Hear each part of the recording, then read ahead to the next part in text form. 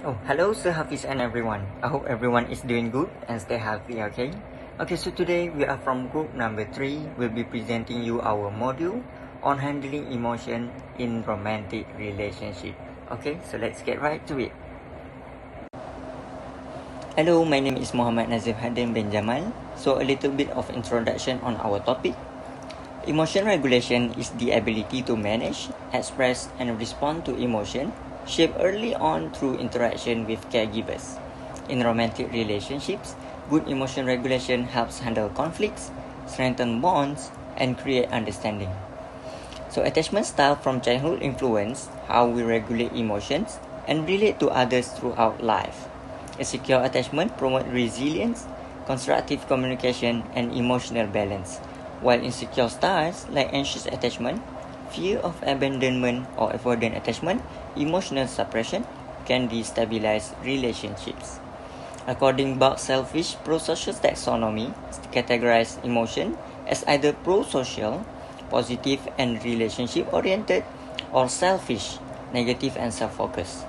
In relationships, positive emotion arise when goals are achieved, while negative emotion occur when goals are blocked.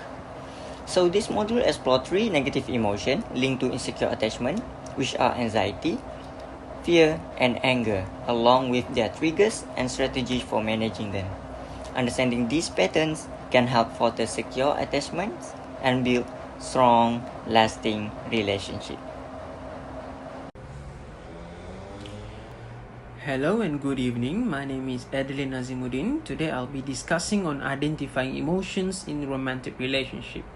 Emotions play a crucial role in romantic relationship, shaping how we connect, communicate, and resolve conflicts. Let's explore 3 common emotional challenges.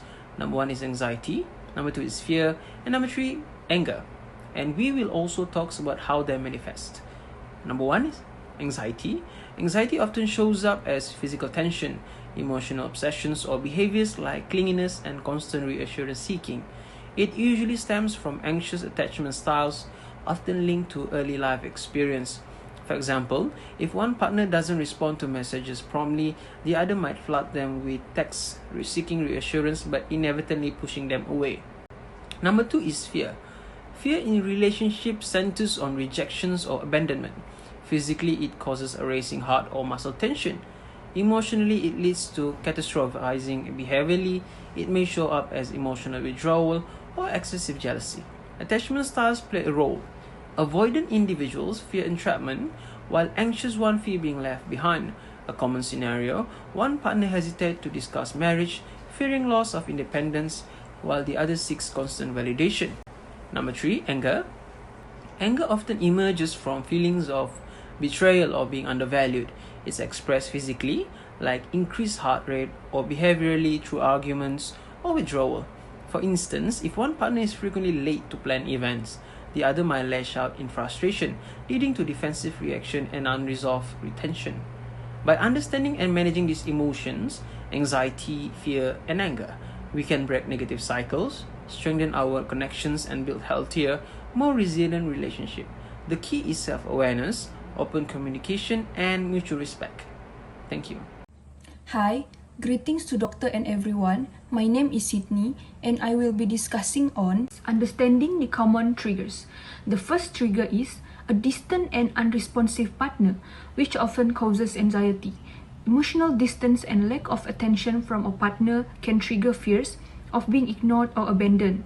For example, a partner's distracted behavior or delayed responses to messages may create self-doubt and misunderstandings. This situation can lead to emotional outbursts and arguments, where both partners assume negative intentions.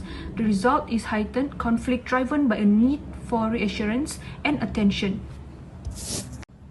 The second trigger would be unreliable partner, which evokes fear of rejection. Attachment insecurities intensify this fear, leading to emotional shutdown as a defense mechanism.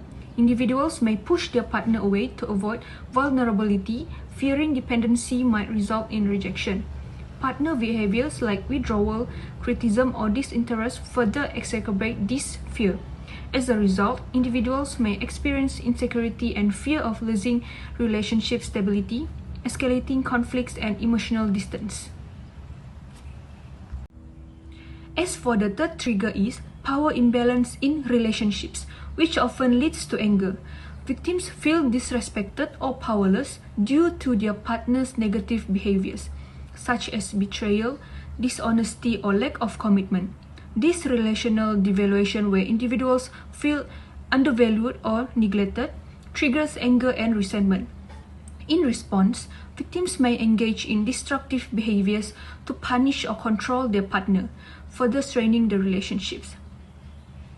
By understanding these triggers, anxiety, fear, and anger partners can identify emotional patterns and work towards fostering trust, mutual respect, and emotional balance, ultimately reducing conflict and improving relationship health.